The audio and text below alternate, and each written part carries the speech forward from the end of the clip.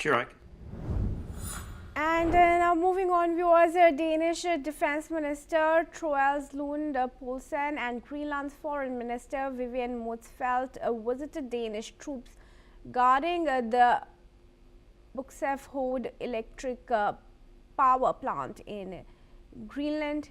Greenland and its people were thrust into the global spotlight last year when Trump revived his demand that US take control of the island for national security and to access its abundant mineral resources.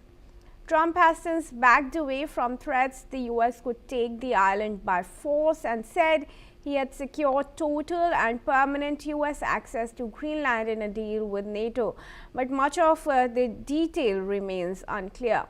Poulsen stated that Denmark intended to have a stronger military presence in Greenland. Meanwhile, Motzfeldt has commented the importance of the exercise in the Arctic. Let's hear that statement.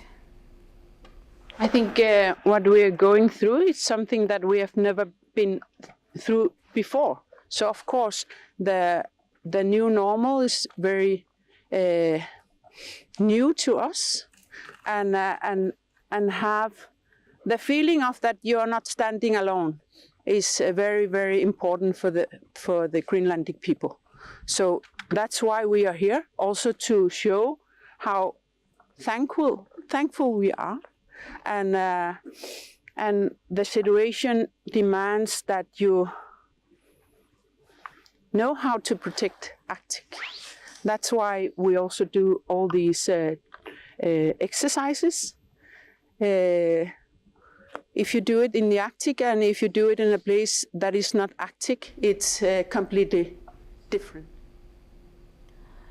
Request Matthew to join us back in this discussion. Yes. Matthew, Denmark, Europe, they have all rushed their troops towards Greenland. The NATO is pushing for increased security in the Arctic. Should that really address Trump's concern and prevent him now from really acquiring Greenland as he wished to? Well, as I think I said, I've said on your TV network in the past, I don't think Trump really intended to seize Greenland by military force. I think this was an opening bid or gambit, you might say.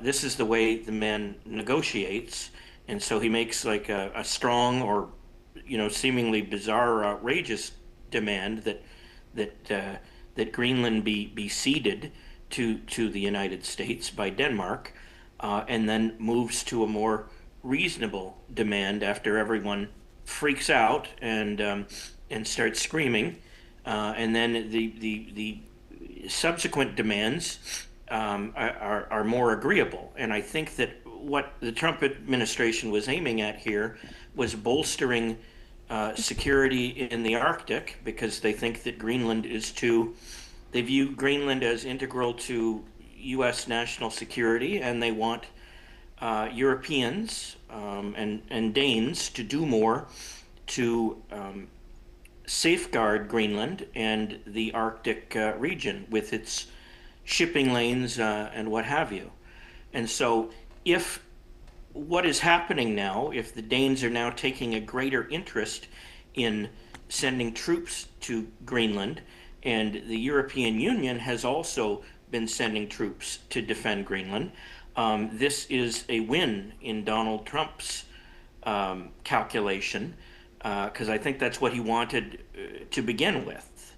So I think that things are in their own strange and hard to understand way. I think this is a win for President Donald Trump. I think this is what he wanted. Did he not really then want the access to the resources, the mineral-rich resources that Greenland is known for? Oh, he still wants that. He still wants that, definitely. But this can be, a subject of negotiation with the Danes.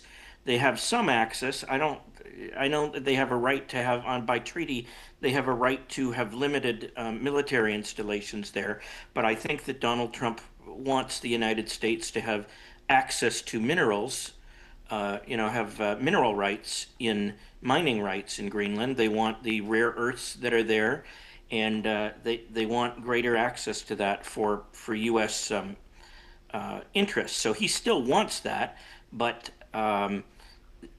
that can be accomplished through negotiation and diplomacy. And I think that's probably what's going to happen now that things are starting to cool down on the Greenland front in terms of the Trump administration's demands. All right, Matthew, thanks again very much for joining me in this discussion.